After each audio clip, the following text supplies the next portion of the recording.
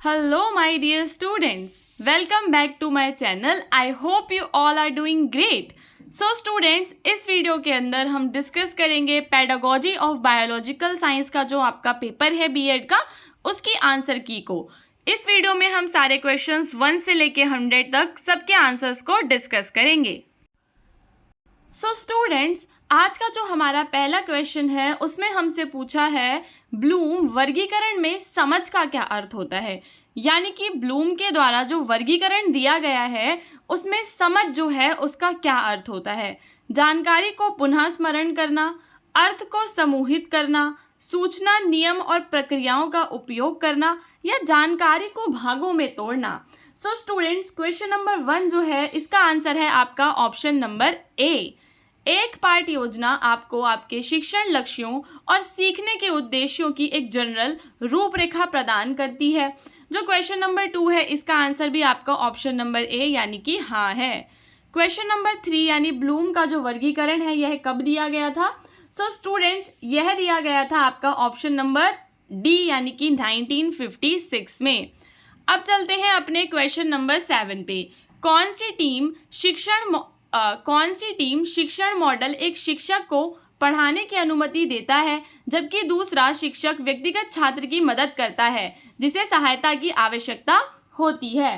So question number 7 जो है इसका भी आंसर जो है वो आपका क्या है, ऑप्शन नंबर ए यानी कि एक सिखाओ एक सहायता करो। नाउ स्टूडेंट्स, क्वेश्चन नंबर 8 पे चलते हैं। जैविक विज्ञान पढ़ाने के लक्ष्य एवं उद्देश्य क्या है। जो जैविक विज्ञान पढ़ाया जाता है उसके क्या लक्ष्य और उसके क्या उद्देश्य होते हैं। क्वेश्चन नंबर 8 में सबसे पहले हम ऑप्शंस को पढ़ेंगे कि स्वास्थ्य एवं स्वच्छता के विषय में ज्ञान देना, शिक्षण कौशल विकसित करने के लिए, पर्यावरणीय मुद्दों के विषय में जागरूकता विकसित करना। सो स्टूडेंट्स, इसका जो आंसर है वो हमारा उपरोक्त सभी है यानी कि ऑप्शन नंबर डी। शिक्षण शुरू करने के लिए एक शिक्षक को निर्देशात्मक उद्देश्यों के बाद कार्य को पूरा करने के लिए रणनीतियों और उपकरणों द्वारा निर्देशित किया जाता है। इसके पश्चात क्या किया जाना चाहिए। सो क्वेश्चन नंबर 9 जो है इसका आंसर आपका ऑप्शन नंबर ए है यानी कि उद्देश्यों का मूल्यांकन करें। अब चलते हैं अपने नेक्स्ट क्वेश्चन पे चलते हैं स्टूडेंट्स। पीडीएफ में थोड़ा सा मिस्टेक है। सो क्वेश्चन नंबर 10 पे चलते हैं। यदि कोई छात्र यह दिखाने के लिए एक मॉडल बनाता है कि कोई वस्तु कैसे काम करती है तो वह ज्ञान है। किस चीज़ का ज्ञान है। मूल्यांकन करना, लागू करना, संश्लेषण करना या उपरोक्त में से कोई नहीं। सो स्टूडेंट्स, क्वेश्चन नंबर 10 जो है इसका आंसर आपका ऑप्शन नंबर सी यानी कि संश्लेषण करना है। टीम शिक्षण के क्या फ़ायदे होते हैं। अगर हम टीम में पढ़ाते हैं तो उसका क्या फ़ायदा है। संसाधनों का बेहतर उपयोग होता है, बेहतर योजना तैयार होती है, शिक्षण तकनीकों का भी बेहतर उपयोग होता है। सो स्टूडेंट्स, क्वेश्चन नंबर 11 का आंसर आपका ऑप्शन नंबर डी है। टीम शिक्षण का अर्थ है मिलकर काम करना। 2 या 2 से अधिक अध्यापक काम करते हैं या 2 या 2 से अधिक छात्र काम करते हैं। शिक्षक और छात्र करते हैं, प्राचार्य और शिक्षक काम करते हैं। सो क्वेश्चन नंबर 12 जो है इसका आंसर है आपका ऑप्शन नंबर ए यानी कि 2 या 2 से अधिक जो अध्यापक होते हैं वे काम करते हैं।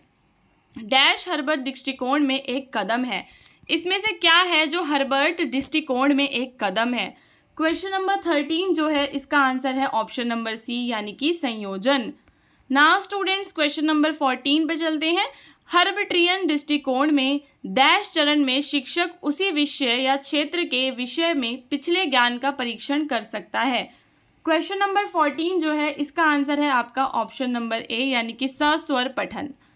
पाठ्यचर्या डिजाइन का मॉडल मूलतः अनुशासन आधारित है। क्वेश्चन नंबर 15 का आंसर है ऑप्शन नंबर सी यानी कि विषय केंद्रित। पाठ्यचर्या विकास की अवधारणा को शामिल नहीं किया गया है। इसमें से किसमें शामिल नहीं किया गया है।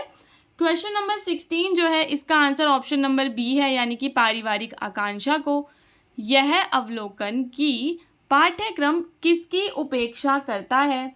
यह महत्वपूर्ण है कि वह किसकी वकालत करता है। किसका कथन है। सो स्टूडेंट्स, क्वेश्चन नंबर 17 जो है इसका आंसर ऑप्शन नंबर बी है यानी कि छिपा हुआ पाठ्यक्रम की ये बात करते हैं। पाठ्यचर्या के निर्धारक तत्व क्या होते हैं। क्वेश्चन नंबर 18 का आंसर आपका ऑप्शन नंबर बी है, बुनियादी ज़रूरतें, सामाजिक पहलू और सांस्कृतिक कारक। शिक्षक के कौन से गुण को छात्र सर्वाधिक पसंद करते हैं? जो छात्र हैं उसे अपने शिक्षक का कौन सा गुण सबसे ज़्यादा पसंद आता है? सो स्टूडेंट्स, क्वेश्चन नंबर 19 का आंसर आपको ऑप्शन नंबर बी लिखना था। वो शिक्षक जो कभी किसी का पक्ष नहीं लेता, छात्र उस शिक्षक को बहुत ज़्यादा पसंद करते हैं। निम्नलिखित में से कौन सा एक शिक्षक का गुण नहीं है? क्वेश्चन नंबर 20 का आंसर था ऑप्शन नंबर डी, यानी कि ईर्ष्या करना। कोई शिक्षक क्यों ईर्ष्या करेगा किसी भी स्टूडेंट से? जैविक विज्ञान का शिक्षण डैश के द्वारा किया जाना चाहिए। जैविक विज्ञान जो है इसका शिक्षण कुशल एवं प्रशिक्षित शिक्षकों के द्वारा किया जाना चाहिए।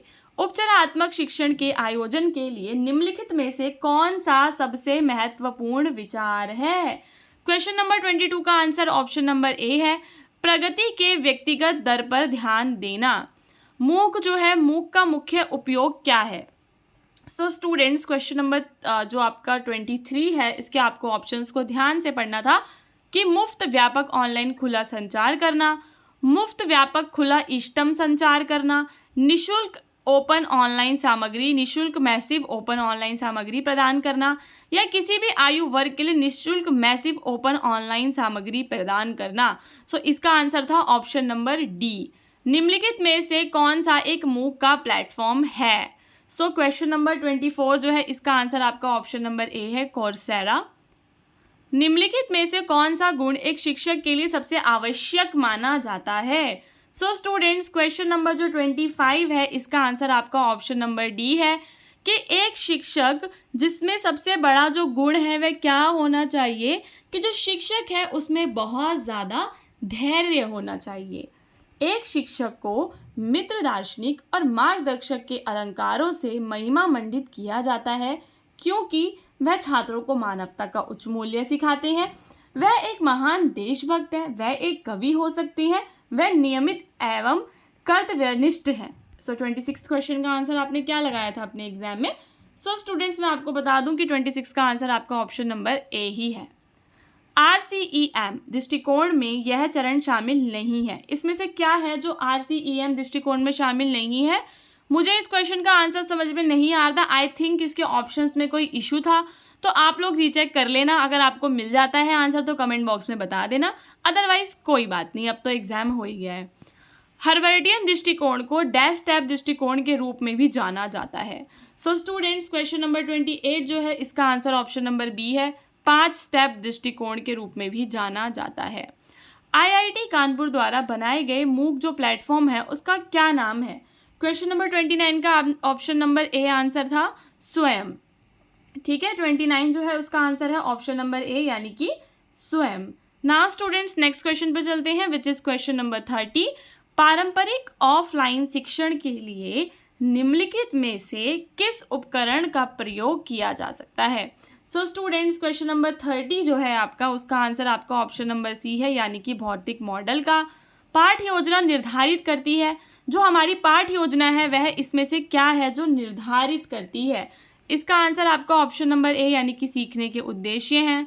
सूक्ष्म शिक्षण चक्र में शिक्षण कितने मिनट तक चलता है? क्वेश्चन नंबर 32 का आंसर था आपका 36 मिनट्स तक चलता है। सूक्ष्म शिक्षण का प्रयोग किया जाता है प्राथमिक कक्षाओं में, माध्यमिक कक्षाओं में, शिक्षक प्रशिक्षण संस्थानों में या उपरोक्त सभी में। सो क्वेश्चन नंबर 33 का आंसर ऑप्शन नंबर डी था, उपरोक्त सभी में। सूक्ष्म शिक्षण का जो उद्देश्य है वह क्या होता है? कौशल विकसित करना, छात्रों की क्षमता का विकास करना, छात्रों की प्रतिक्रिया कौशल विकसित करना, या उपरोक्त में से कोई नहीं। सो 34 जो क्वेश्चन है उसका आंसर आपका ऑप्शन नंबर ए है, यानी कि कौशल विकसित करना। परीक्षण की विश्वसनीयता किससे संबंधित है? वह संगति जिसके साथ परीक्षण भिन्न भिन्न लेकिन तुलनीय परिस्थितियों में एक ही परिणाम उत्पन्न करता है। सभी शिक्षार्थियों के लिए निष्पक्ष होना चाहिए। लागत समय के संदर्भ में कर्ण क्षमता, उपरोक्त सभी। आपको क्या लगता है 35 का आंसर क्या है स्टूडेंट? इसका आंसर भी ऑप्शन नंबर डी ही है, उपरोक्त सभी। ठीक है, तो हमारे 35 क्वेश्चंस हो चुके हैं। अब हम आगे क्वेश्चंस को डिस्कस करेंगे। मूल्यांकन जो वास्तव में परीक्षण करता है कि वह परीक्षण के लिए क्या निर्धारित करता है, क्या कहलाता है। सो क्वेश्चन नंबर 36 जो है इसका आंसर है आपका ऑप्शन नंबर ए। छात्र के डैश रिकॉर्ड उनके माता पिता को उनकी प्रगति के विषय में जागरूकता प्रदान करते हैं। उपाख्यानात्मक अभिलेख या संचयी अभिलेख। सो स्टूडेंट्स क्वेश्चन नंबर 37 जो है उसका आंसर था आपका ऑप्शन नंबर सी, यानी कि ए और बी दोनों। डायग्नोस्टिक परीक्षण का प्राथमिक उद्देश्य जो है वह क्या होता है? माता पिता को घर पर ट्यूशन रखने पर जोर देना, छात्र का रिपोर्ट कार्ड तैयार करना, बालक के सीखने के अंतराल को समझना, बालकों को कक्षा के विभिन्न वर्गों में वितरित करना। सो क्वेश्चन नंबर 38 का आंसर आपका ऑप्शन नंबर सी है। अब चलते हैं क्वेश्चन नंबर 39 पे। जो मूल्यांकन है उसका उद्देश्य क्या बनाना होता है? सो स्टूडेंट्स इसका जो आंसर है इसका आंसर सी है, यानी कि जो मूल्यांकन है उसका उद्देश्य होता है निर्णय बनाना। रचनात्मक मूल्यांकन का क्या उद्देश्य है? छात्रों का चयन करना, परिणाम की जांच करना, छात्र की प्रगति की निगरानी करना, या उपरोक्त में से कोई नहीं। सो स्टूडेंट्स जो आपका क्वेश्चन नंबर 40 है इसका आंसर ऑप्शन नंबर सी है, छात्र की प्रगति की निगरानी करना। एक बालक का जो समग्र विकास है वह किस पे निर्भर करता है? सो स्टूडेंट्स एक बालक का जो समग्र विकास है वह निर्भर करता है व्यापक मूल्यांकन पर। ज्ञान के स्तर पर ब्लूम टैक्सोनॉमी के अनुसार जो छात्र हैं वे क्या करेंगे? सो इसका आंसर है आपका ऑप्शन नंबर बी, यानी कि जानकारी को याद करेंगे। डैश सिद्धांतों और विधियों का एक समूह है जिसका उपयोग शिक्षकों द्वारा छात्रों को सीखने में सक्षम बनाने के लिए किया जाता है। सो स्टूडेंट्स क्वेश्चन नंबर 43 का आंसर आपका ऑप्शन नंबर ए है, यानी कि शिक्षण विधि। उच्च प्राथमिक स्तर पर जैविक विज्ञान शिक्षण का सबसे महत्वपूर्ण उद्देश्य क्या है? सो आपका जो क्वेश्चन नंबर 44 है इसका आंसर है आपका ऑप्शन नंबर बी, यानी कि तर्क संगत सोच को विकसित करना। डैश मूल्यांकन प्रश्न का एक रूप है जिसका एक ही सही उत्तर होता है। सो स्टूडेंट्स इसका जो आंसर है वो है आपका ऑप्शन नंबर ए। ठीक है, जो 45वां क्वेश्चन है इसका आंसर है आपका वस्तुनिष्ठ। नाउ स्टूडेंट्स CBCS जो है उसका फुल फॉर्म क्या होता है? CBCS का होता है full form choice based credit system, यानी कि ऑप्शन नंबर ए, विकल्प आधारित क्रेडिट प्रणाली। कौन सा मूल्यांकन किसी पाठ्यक्रम या कार्यक्रम के अंत में किया जाता है? क्वेश्चन नंबर 47 में आपसे पूछा है कि कौन सा मूल्यांकन किसी पाठ्यक्रम या कार्यक्रम के अंत यानी कि उसके एंड में किया जाता है। सो इसका आंसर है आपका ऑप्शन नंबर ए, यानी कि समेटिव असेसमेंट, योगात्मक मूल्यांकन। पाठ योजना जो है उसका महत्वपूर्ण उद्देश्य क्या होता है? विद्यार्थियों की उपलब्धि का मूल्यांकन करना, शिक्षण अधिगम प्रक्रिया का पूर्वाभास करना, शिक्षण सामग्री की तैयारी, या TLM तैयार करना। सो स्टूडेंट्स क्वेश्चन नंबर 48 जो है इसका आंसर है आपका ऑप्शन नंबर बी। CCE जो पैटर्न होता है उसका क्या उद्देश्य होता है? मूल्यांकन को एक नियमित गतिविधि बनाना, शिक्षार्थियों के प्रदर्शन का आकलन करना, अधिक प्रभावी ढंग से सीखने के लिए, या उपरोक्त सभी। सो स्टूडेंट्स जो आपका क्वेश्चन नंबर 49 है इसका आंसर है आपका ऑप्शन नंबर डी, यानी कि उपरोक्त सभी। अब चलते हैं क्वेश्चन नंबर 50 पे, जिसमें आपसे पूछा है कि जो मूक है उसका आशय क्या होता है। सो स्टूडेंट्स जो मूक है उसका आशय होता है ऑप्शन नंबर डी, व्यापक खुला ऑनलाइन पाठ्यक्रम। सो स्टूडेंट्स अभी तक हमने अपने क्वेश्चन नंबर 1 से लेकर 50 तक हैं जो कवर कर लिए हैं। अब हम अपने आगे के क्वेश्चंस करेंगे। क्वेश्चन नंबर 51 में आपसे पूछा है कि CCE का जो है मतलब क्या होता है। सो स्टूडेंट्स 51 जो है उसका आंसर है ऑप्शन नंबर ए, यानी कि सतत और व्यापक मूल्यांकन करना, कंटिन्यूअस एंड कॉम्प्रिहेंसिव इवैल्यूएशन। किसी पाठ को पढ़ाने के लिए शिक्षक द्वारा जो बनाई गई योजना है उसे हम क्या कहते हैं? सो इसका आंसर था पाठ योजना। ये क्वेश्चन काफ़ी इजी है, इसको कोई भी बता सकता है। निम्नलिखित में से कौन सा पद एक पाठ योजना के विकास का चरण नहीं है? सो स्टूडेंट्स क्वेश्चन नंबर 53 जो है इसका आंसर ऑप्शन नंबर डी है, यानी कि जो आलोचना है वह उसका चरण नहीं है। अब चलते हैं क्वेश्चन नंबर 54 पे। जो पाठ योजना है उसकी भाषा क्या होनी चाहिए? सो स्टूडेंट्स, पाठ योजना की जो भाषा है वो आपका ऑप्शन नंबर डी यानी कि उपरोक्त सभी होना चाहिए। ड्वाइट डब्ल्यू एलन द्वारा किस शिक्षण अधिगम पद्धति की शुरुआत की गई थी? सो स्टूडेंट्स, क्वेश्चन नंबर 55 जो है इसका आंसर ऑप्शन नंबर ए है, यानी कि उसके द्वारा सूक्ष्म शिक्षण की शुरुआत की गई थी। ह्यूरिस्टिक विधि जो है, ह्यूरिस्टिक विधि की एक सीमा है। क्वेश्चन नंबर 56 जो है उसका आंसर है आपका ऑप्शन नंबर सी, समय की दृष्टि से वह क्या है? अलाभकारी है। Now students, question number 57, heuristic विधि द्वारा सीखने पर जोर दिया जाता है। इसका आंसर होगा आपका ऑप्शन नंबर ए, यानी कि करने पे और खोजने पे। किस शिक्षण पद्धति में छात्र स्वयं तथ्य की खोज कर ज्ञान अर्जित करते हैं? वह कौन सी शिक्षण पद्धति है? सो स्टूडेंट्स, इसका जो आंसर है आपका 58 का ऑप्शन नंबर बी है, यानी कि ह्यूरिस्टिक खोज विधि के अंदर। अब चलते हैं अपने क्वेश्चन नंबर 59 पे। सो क्वेश्चन नंबर 59 जो है उसमें आपसे क्या पूछा है? क्रियात्मक अनुसंधान, ठीक है क्या? क्रियात्मक अनुसंधान शब्द किसके द्वारा गढ़ा गया था? सो स्टूडेंट्स, इसका जो आपका आंसर है वो है ऑप्शन नंबर सी, यानी कि कर्ट लेविन के द्वारा। निम्नलिखित में से कौन सा शोध स्टीफन कोरी से संबंधित है? इसका आंसर है ऑप्शन नंबर डी, क्रियात्मक अनुसंधान। त्वरित कार्यवाही की शोध धारा, इसमें से क्या है जो त्वरित कार्यवाही की शोध धारा है? वैचारिक अनुसंधान, क्रियात्मक अनुसंधान, मौलिक अनुसंधान या आनुभाविक अनुसंधान? सो स्टूडेंट्स, 61 का आंसर ऑप्शन नंबर बी है, यानी कि क्रियात्मक अनुसंधान। शिक्षण के ह्यूरिस्टिक विधि जो है उसका प्रतिपादन किसने किया था? सो स्टूडेंट्स, इसका आंसर है ऑप्शन नंबर ए, यानी कि H.E. आर्मस्ट्रॉन्ग ने।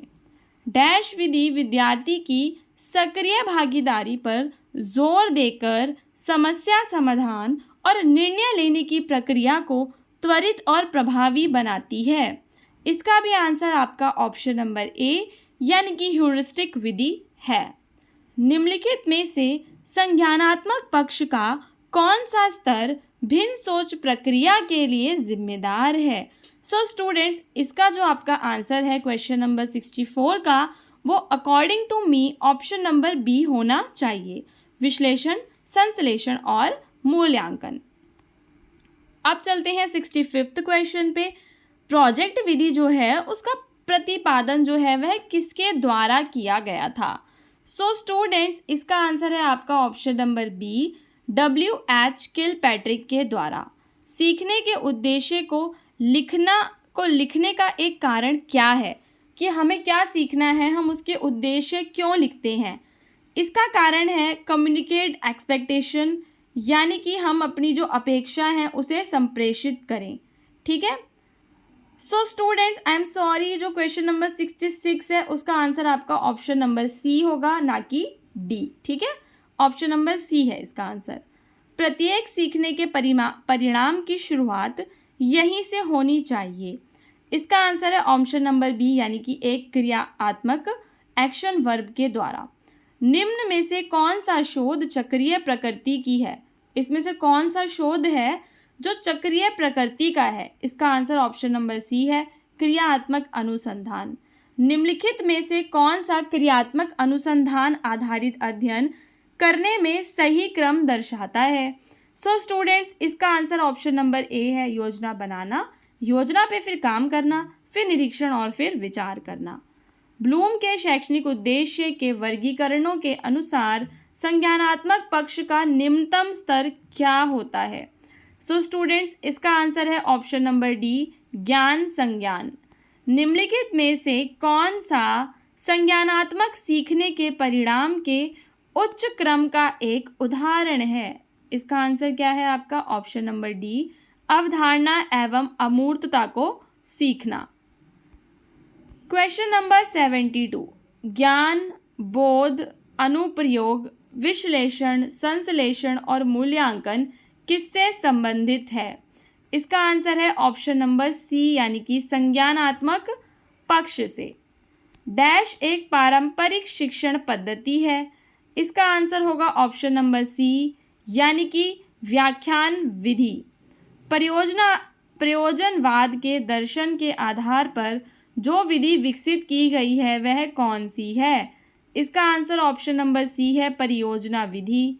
करके सीखना और जीकर सीखना शिक्षण की इस पद्धति में शामिल सिद्धांत हैं। इसका आंसर है ऑप्शन नंबर डी, यानी परियोजना विधि के। किस शिक्षण को स्केल डाउन शिक्षण के रूप में भी जाना जाता है? सो स्टूडेंट्स, इसका आंसर ऑप्शन नंबर ए, यानी कि सूक्ष्म शिक्षण जो है उसे स्केल डाउन शिक्षण के रूप में भी जाना जाता है। किस पद्धति का उद्देश्य स्कूल में छोटे पैमाने पर सामुदायिक जीवन गतिविधियां प्रदान करना है? परियोजना पद्धति का। शैक्षणिक उद्देश्यों के वर्गीकरण में संज्ञानात्मक व्यवहार के सही अनुक्रम की पहचान करें।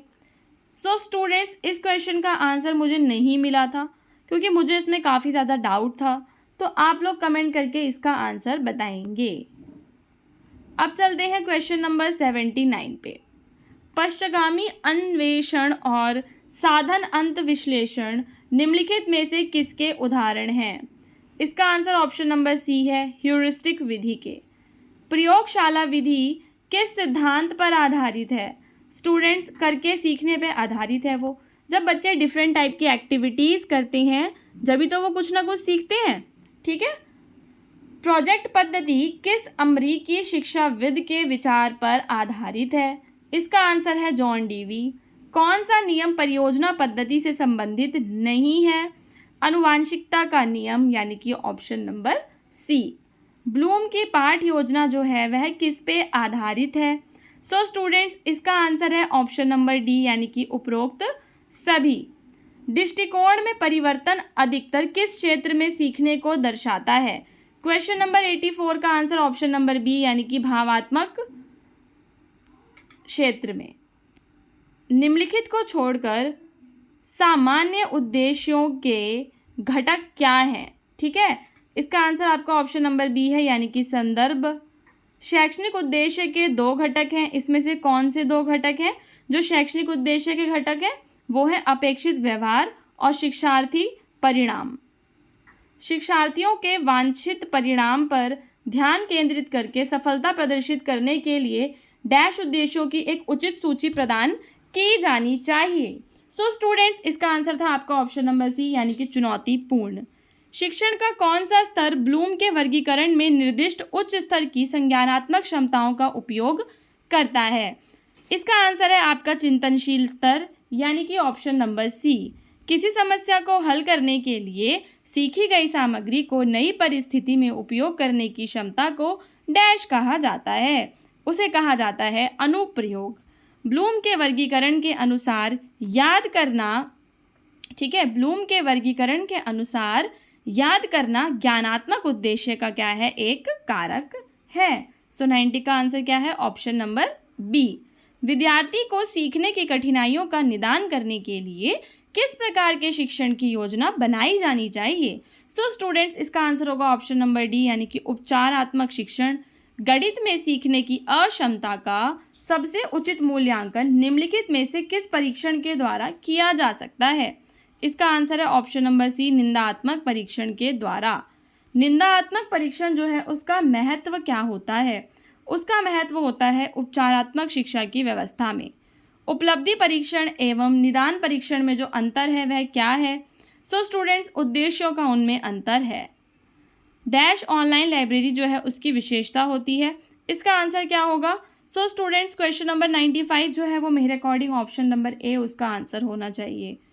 शोधकर्ता द्वारा निम्नलिखित में से किस डिजिटल पहल का प्रयोग किया जा सकता है? इसका आंसर है ऑप्शन नंबर सी, ई यंत्रों का। इसका आंसर है ऑप्शन नंबर सी, बी और डी दोनों। निम्नलिखित में से कौन मूक की विशेषता नहीं है? सो स्टूडेंट्स, इसका आंसर है ऑप्शन नंबर सी, यानी कि यह सिर्फ कक्षा में नहीं, ये इसकी विशेषता नहीं है। ब्लूम के वर्गीकरण के अनुसार वस्तुनिष्ठ आधारित प्रश्नों की तैयारी के लिए कौन सा विकल्प गलत है? आत्मबोधन जो है वो गलत है। ब्लूम के अनुसार निम्नलिखित में से कौन सा सीखने का क्षेत्र है? इसका आंसर ऑप्शन नंबर डी, यानी भावात्मक है। निम्नलिखित में से कौन सा कथन सही नहीं है? सो स्टूडेंट्स, अब हम पहुंच चुके हैं अपने 100वें क्वेश्चन के ऊपर, और इसका जो आंसर है वो क्या होगा आपका? इसका आंसर होगा आपका ऑप्शन नंबर डी, यानी कि लक्ष्य एवं उद्देश्य जो है वे इसका आंसर आपका ऑप्शन नंबर डी, यानी कि लक्ष्य एवं उद्देश्य जो है वे समान है। सो स्टूडेंट्स, इस वीडियो के अंदर हमने 1 से लेकर 100 तक सारे क्वेश्चंस के ऑलमोस्ट आंसर्स को डिस्कस कर लिया है। मैं आपसे ये कहना चाहती हूँ कि अगर आपको मेरे किसी भी आंसर में थोड़ा सा भी डाउट अगर आपको लगता है तो आप उसे खुद से रीचेक किया करिए, ठीक है।